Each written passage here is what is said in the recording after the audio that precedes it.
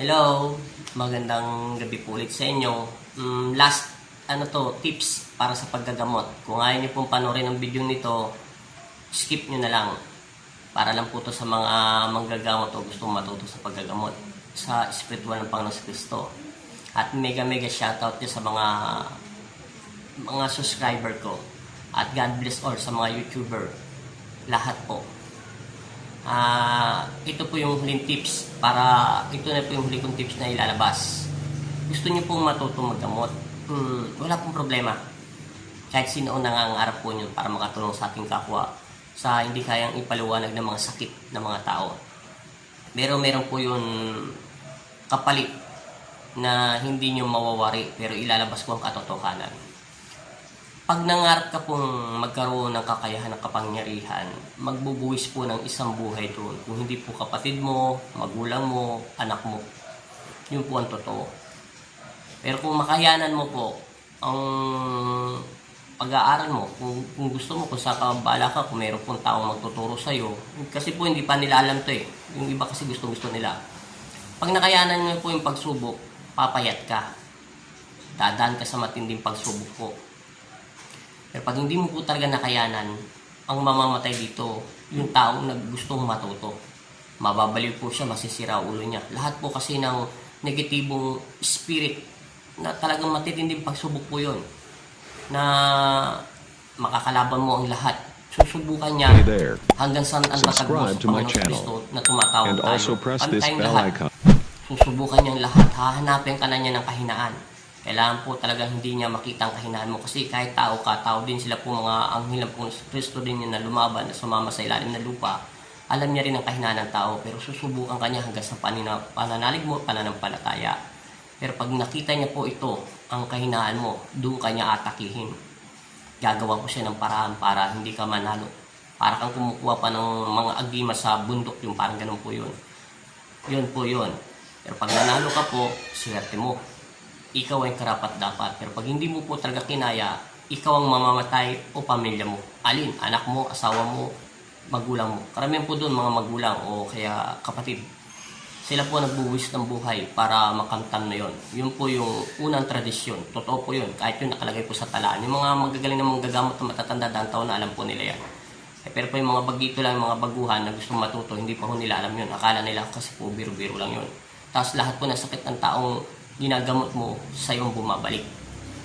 Yung pangalawa po, yung gusto naman po nilang, kunyari po, may pamilya silang manggagamot, lolo nila, magulang nila, etc. Kung sino man po yun, gusto nila pong matutong maggamot, isasalin po sa kanila. Yung namatay po manggagamot, pag ayaw niya isalin sa apo niya, nasa lolo niya na po yun, o nasa angkan niya, kung kanino po ipamamana, kung sa anak, sa kapatid, etc. Kung ayaw po niya, isasalin niya yun sa ibang tao. Pero kung wala po siyang makita, pwede niya po yun isuko. Katulad ko, pag ako namatay, wala po akong pagmamanahan. Meron po kondisyon yun.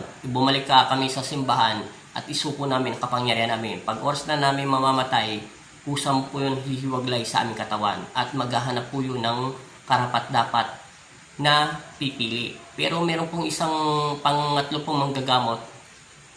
Matagal po talaga siya mamatay kasi wala po siyang pagsasalinan. Ngayon, maghahanap po siya, wala po siyang anak, tumanda na po siya, babae man ito lalaki. Maghahanap po siya ng pagsasalinan, mag-aantay po siya ng matagal. Meron po siyang magdarasal siya sa Panginoon Kristo kung kanino. Bibigyan siya ng hudya to sa panaginip o sa pangitain. Makikita niya yung taon yun. Ang tinatawag po doon, tawag doon ay salin lahi.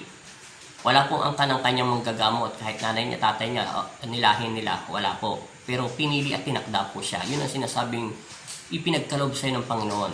Give lang yun sa kanya. Siya ang ginawang instrumento ng Panginoon Kristo para isalin ang kapangyarihan. Yun po yung pinakamaganda. Yun po yun. Dadaan ka rin pero sa pagsubok din po. Lahat po ng pangungutya ay mararanasan ng manggagamot. Ang lalait, sasabihin may ganyan-ganyan ang ulo mo, ganyan-ganyan. Kasi alam nila dati kung ano ang trabaho mo. Tapos mag-iiba ka, magiging manggagamot ka. Maraming magagalit sa iyo, maraming maingit, maraming magsasabing baliw ka, ganyan-ganyan. Basta marami po talaga. Kaya matindi pagsubok. Tapos pang-apat po, yung maganda po naman, yung pang-apat naman po sa paggagamot, yung ibinigay ng Panginoon Kristo. Usa po yung na-aksidente ka, nababangga ka, o kahit anong nangyari po sa buhay mo, tapos binuhay ka ng Panginoon, binuhay ka ulit, hindi pa talagang nakatakda, may napunta ka sa bagay na reincarnation na hindi mo maintindihan, tapos binuhay ka ng Diyos o ng mga anghel ng Panginoon Kristo, meron ka pang plano, yun, dumadagdag po ang espiritu ng tao, doon po yung mga sinasabing, yun talagang totoong binigay, yun po ay may basbas ng Diyos. Hindi mo alam, may pumapasok sa isip mo, paano mo dasalan ng tao na hindi ka naman nag-aral sa paggagamot. Yun po ang pinakamabisang sandata na binibigay ng Panginoon Kristo sa mga tao. Yun po yun. Yun po yung pinaka-lehitimong manggagamot. Ngayon, sa mga mangkukulam po, 3 klase po yung ang mangkukulam. At 3 klase rin po ang mambabarang. Ang unang mangkukulam ay mababang uri lang po to. Yung mga mangkukulam na pinag-aralan lang nila, yung sinasabi nila, naririnig nyo po sa video na sino ka? Kaya ano mo nakuha yung picture po, ganyan. Pinag-aralan niya lang to o kaya may nagturo lang sa kanya. Mababang uri po yun. Pangalawang magkukulang, tumataas na po siya. Yung may subo po siya ng isang batong itim o kaya batong pula, yun po. Class 2 na po yun. Yun po yung pinaka-class 2. Yung sa pangalawa po, yun, matitindi na po talaga siya. Nagdarasan na po siya sa kasamaan.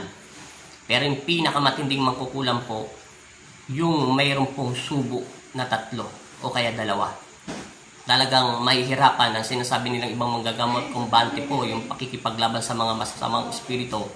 Kaya po nilang tumawag nyo kahit mga body spirit kasi doon po sila nagsasamba o tumatawag o nananalangin sa kadiliman. Yun po ang sinasabing matindi po talaga yun. Yun sinasabi nilang kung bante, talagang lumalaban. Handa silang magsakripisyo dahil alam nilang binenta na nila ang kaluluwa nila sa demonyo. Yun po yung sinasabi. At ganun din po yung mambabarang. May mga subo din po sila. May mambabarang po mahina lang ang kanilang kapangyarihan. Pero ang mga malalakas po yung may mga subo sa katawan. Mga bato po yun. Itim, pula. Pero yung may mga subong puti po, sa akin lang para sa lola ko kasi sinasabi nila may mga subo sila dati.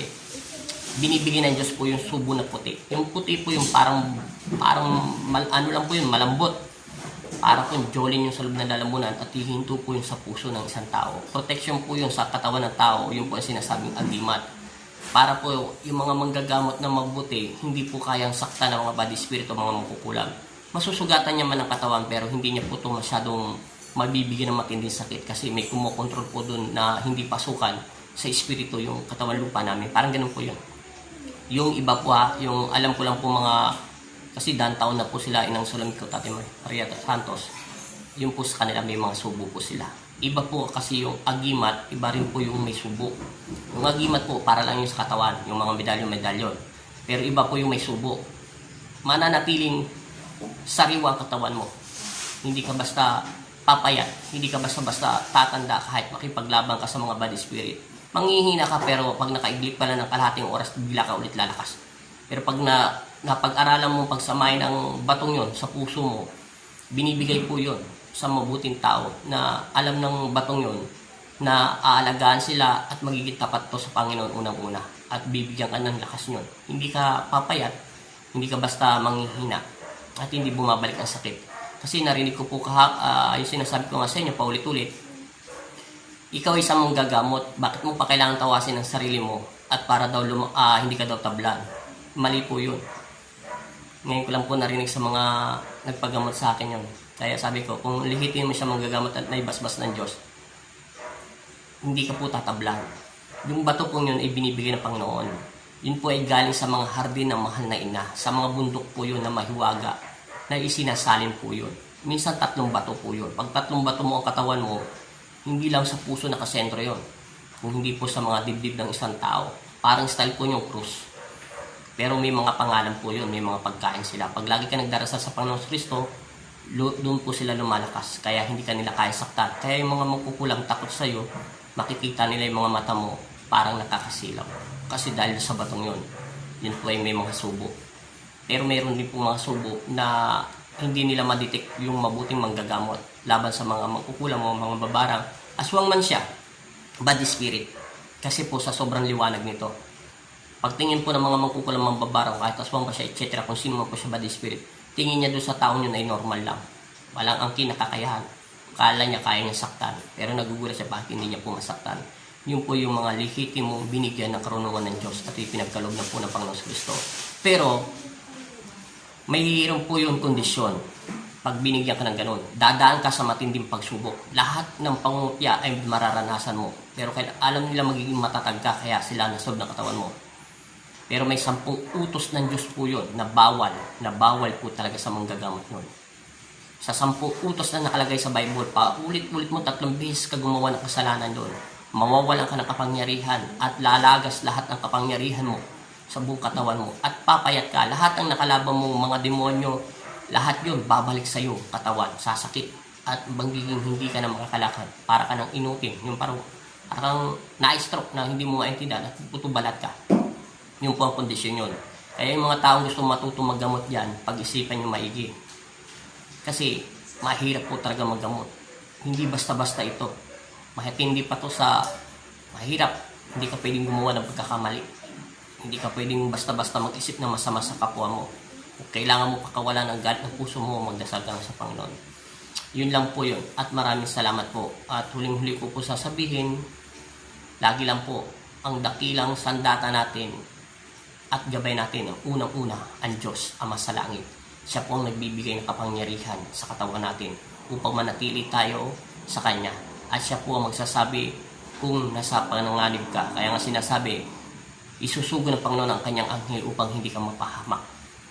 Ang taong naniniwalang may Panginoon sa puso mo at sa iyong isip at kaluluwa, siya lang ang sasambitin natin. At magpakailanman, maliligtas ka. Kung oras mo na talaga, sa langit ka pa rin mapupunta. Basta't importante, nakakatulong ka sa iyong kapwa. Marami pa akong alam na sa paggagamot na hindi ko po basta-basta pwedeng sabihin sa inyo. At marami po akong nakikita sa paggagamot na naliling lang po sila. Akala nila kinukulam ang isang tao, hindi po yun. Ang dami naman po mangkukulam sa buong mundo. At hindi nyo po mapapatay yung mangkukulam basta-basta pag may subo. Ito pa pala, hindi nyo mapapatay ang mangkukulam basta-basta pag may subo. Manghihina lang siya, babalik lang siya at magpapalakas. Dodoble at syempre kahit nasaktan mo po siya, gagawa siya ng parang para atakihin niya rin yung tao. Dadasal siya sa ilalim ng lupa, ibebenta niya ulit ang mismo buong kaluluwa niya na para talunin ka lang niya.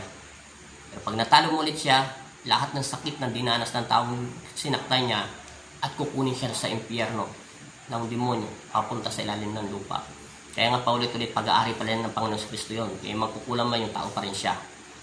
Hikayatin natin sila magbago habang may pag-asa pa. Alam niyo pa, pag napagbago niyo ang magkukulang o mambabarang at nabagabag niyo ang puso nila, hindi sila atake. Kasi pag sinasaktan niyo po sila ng todo-todo, kahit sino man tao, lalaban at lalaban.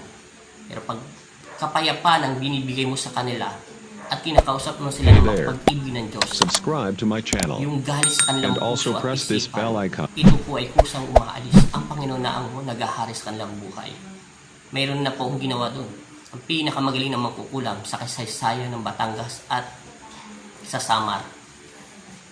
Kaya niyo pong pumatay ng tao sa 1 linggo ng 5 o 7. Talagang bayaran po siya, pero napagbago ko po siya. Pero hindi ko na pwede sabihin kasi nagbago na po siya at naging payapa na po kanyang buhay at kinuha na siya ng Panginoon. Inabot pa rin siya ng medyo matagal bago rin po siya nakuha ng Panginoon. At ginawa niya lahat ng kabutihan, yung huling buhay niya na. At nagpapasalamat ako at sumalangit na ang kanyang kaluluwa. Napagbago po siya. Kahit sinaktan niya ako, sinakal niya ako, tinusok niya buong katawan ko, binabaling niya leg ko, sinabi ko sa sarili ko, instrumento ako ng Panginoon Kristo. Hindi ako dapat makaramdam ng takot sa Kanya dahil tao lang siya. Inaalilihan lang siya ng masamang espiritu. Ang aking hawak at sandata ay salita ng Diyos. Subscribe to my channel Kaya ko siya tinalo. and also press this bell icon. Nilabanan ng ipitan. Hindi po sila magdasal. Wala rin po kasi tayong karapatan na saktan ng mga taong yun eh. Kasi po, kung alam ba nila ang kanilang ginagawa, gagawin ba nila sa kapwa nila tao yun? Kasi po, wala na po sa kanila ang Panginoon dahil tinatakwil po nilang Panginoon. Ang pinapasok nilang puso at isipan ang demonyo. Kaya tayo, instrumento tayo lahat ng Panginoon Kristo. Lahat tayo sa tao sa mundo. Turuan natin maging mapayapa ang kanilang isip at puso. Kasi kapayapaan lang naman ang makakatalo sa kasamaan. Wala na pong iba. Kahit sino po siya. Kahit siya pa ay exorcist. Kahit yung exorcist po, marami na rin po ako nakalaban doon. Talagang ganon, makikipaglaban ka po sa kanya sa pag-ibig ng Diyos. Kailangan po hindi nila malaman ang kahinaan ng puso mo. Lahat po ng tao ay may kahinaan. Pero pag nananatili ka sa Panginoon, hindi ka niya makikita dahil nakakasilaw ang buong katawan mo dahil ang Panginoon na ang nakikita niya. Ito ay tips lang po para sa mga gusto matutong maggamot. Kailangan po ito ay galing sa Panginoon at alam ng Panginoon na kaya mo ang misyon na ibinigay niya sa iyo. Yun lang po at maraming salamat. Amen.